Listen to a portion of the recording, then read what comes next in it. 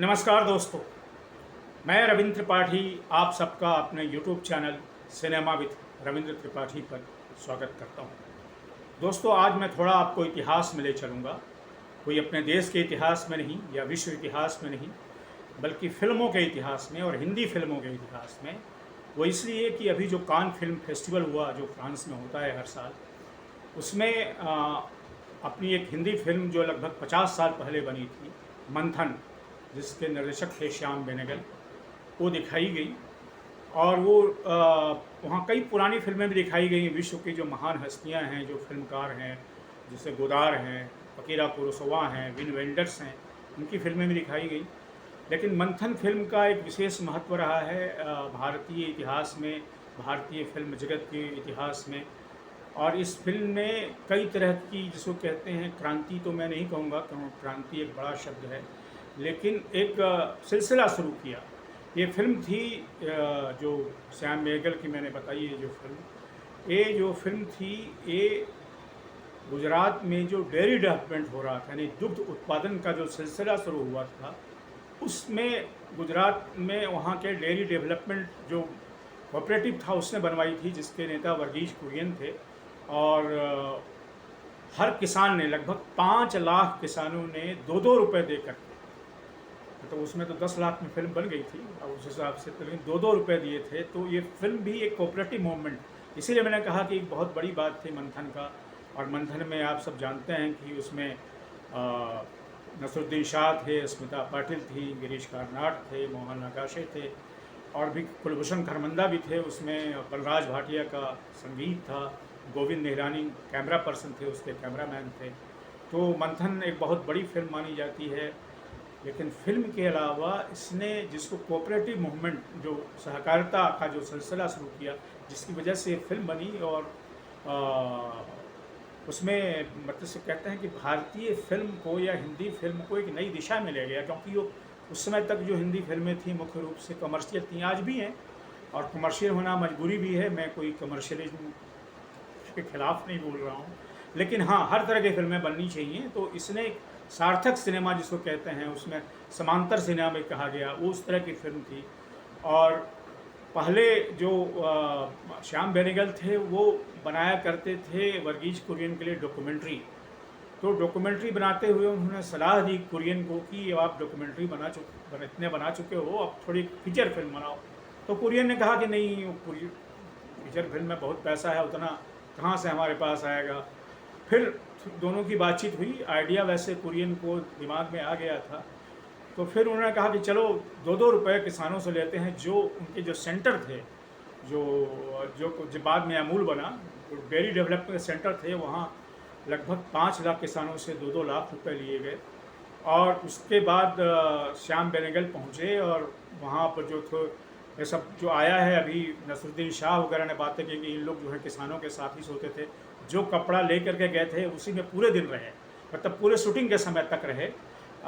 बीच में बदलते होंगे, पर जिसको कहते हैं कॉस्ट्यूम पर बहुत ज़्यादा खर्चा नहीं हुआ, क्योंकि अगर कपड़े बिल्कुल आज के हीरो के स्टाइल में या हीरोइन के स्टाइल में पहनते, तो जिसको कहते हैं कि वो किसान जैसा लुक नहीं आता, तो किसान लगे।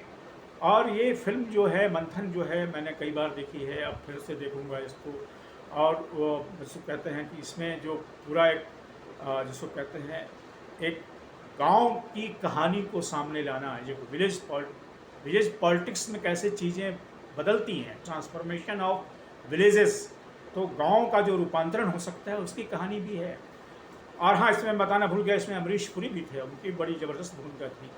तो दोस्तों, ये जो मंथन के कान में देख करके, कान में उसका जो पूरा एक समारोह हुआ, उसको देख करके मुझे लगा कि ये सब पिछली बातें थी, आपको याद होंगी, लेकिन हमारी बहुत सी संख्या में ऐसी युवा पीढ़ी भी है जिनको ये मालूम नहीं होगा कि हिंदी फिल्म उद्योग में कैसे कैसे परिवर्तन आया, और कैसे कैसे लोगों ने परिवर्तन लाया है, मतलब किसानों ने परिवर्तन लाया, क्योंकि किसानों ने उसको एक तरीके से फाइनेंस किया। वर्गीज कुरियन, जो हमारे देश के, जिन्होंने वाइट रिवॉल्यूशन लाने में, दुग्ध उत्पादन लाने में बहुत बड़ी क्रांति की, आज उनको बहुत लोग भूल गए हैं, लेकिन वर्गीज कुरियन एक बहुत बड़ी शख्सियत थे, जिसको कहते हैं भारत को दूध उत्पादन के मामले में स्वनिर्भर बनाने में। तो ये बहुत बड़ी बात थी। और जिसमें मैंने फिर कहा कि इसमें नसीर और अमरीश पुरी जैसे लोग थे, स्मिता पाटिल जैसी अभिनेत्री उभरी थी इन सारी फिल्मों से। तो एक ज़माना था, 50 साल पहले का ज़माना था। मैं भी उसमें बहुत ही युवा था। कहीं मैंने फिल्म देखी थी, उसको अब याद नहीं आ रहा है कि दिल्ली के शाकुंतलम में देखी थी या कहाँ देखी थी। बनने के कई साल बाद देखी मैंने भी, 5-6 साल के बाद देखी, क्योंकि उसमें मैं अपने छोटे शहर डाल्टनगंज में रहता था, तो वहाँ तो ये फिल्म दिखाई नहीं गई थी। लेकिन अखबारों में, पत्रिकाओं में, धर्मयुग में, सारिका में कई जगह इसके बारे में लेख आते थे। तो सब पुरानी बातें याद आ गई मुझे लगता है। और मैंने जैसा मैंने कहा कि फिल्म बनने के 5-6 साल के बाद मैंने ये फिल्म देखी, तो वो सब बातें भी मेरे दिमाग में थी दोस्तों। आज इसीलिए इसको शेयर किया और मंथन को सेलिब्रेट किया जाना चाहिए। मंथन का नेगेटिव बहुत ख़राब हो गया था, उसको रिस्टोर किया गया था। बोलानिया जो लैटिन अमेरिका में है, वहाँ के लैब के लोगों ने आकर के इसको चेन्नई में रिस्टोर किया। जिसके नेगेटिव वगैरह छत विच्छत हो चुके थे, वो सब भी रिस्टोर किया गया था। तो ये भी एक इसकी भी कहानी है कि कैसे हमारे देश में फिल्म रिस्टोरेशन की जो टेक्निक है वो अभी पूरी तरह डेवलप नहीं है। और कई पुरानी फिल्में जो हैं, जो बहुत सार्थक फिल्में रही हैं, उसको फिर से अगर कोई देखना चाहे तो बड़ा मुश्किल हो जाता है। इसलिए बहुत ज़रूरत इस बात की है कि फिल्म रिस्टोरेशन की जो पूरी प्रक्रिया है हिंदुस्तान में डेवलप किया जाए। बॉलीवुड हमारा बढ़ चुका है, पूरे हिंदुस्तान का हर भाषा का सिनेमा जो है, Tamil cinema, Telugu cinema, Malayalam cinema इतना डेवलप करके आए कि अरबों कमा रहे हैं। अगर सरकार ना करे तो ये हमारा जो फिल्म उद्योग है, जो कई भाषाओं में, कई राज्यों में है, वो मिलकर भी अगर फिल्म रिस्टोरेशन लैब बना दे तो पुरानी फिल्में हम लोग फिर से देख सकते हैं और उनके बारे में समझ सकते हैं कि हिंदुस्तान का जो सिनेमा है वो कैसे डेवलप हुआ। आज के वीडियो में दोस्तों सिर्फ इतना ही। आपसे निवेदन है कि मेरे इस यूट्यूब चैनल को सब्सक्राइब करें, लाइक करें और इस पर अपने कमेंट भी लिखेंगे। Thank you.